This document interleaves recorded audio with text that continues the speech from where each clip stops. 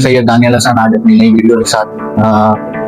आपको एक रिक्वेस्ट है सबसे पहले इस वीडियो को शुरू करने से पहले कि अगर मेरी वीडियोस आपको अच्छी लग रही हैं और पसंद आ रही हैं प्लीज मेरे यूट्यूब चैनल अजीब और दानियल को सब्सक्राइब करें।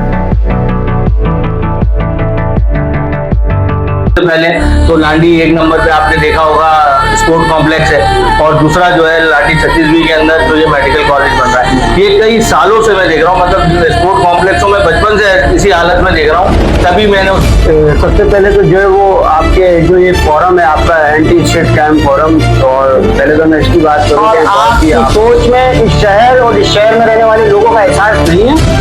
तो आपको इंसान कहना भी जो है वो गुनाह के ज़मरे में ये कि जहाँ नशे के आदि लोग जो है वो रोजाना की बुनियाद पे हजार के वोट कास्ट कर रहे होते हैं, तो जब ये वोट कास्ट करके इनको अपने ऊपर लाके बिठाते हैं तो फिर ऐसी चीजें मिलेंगी ना। हम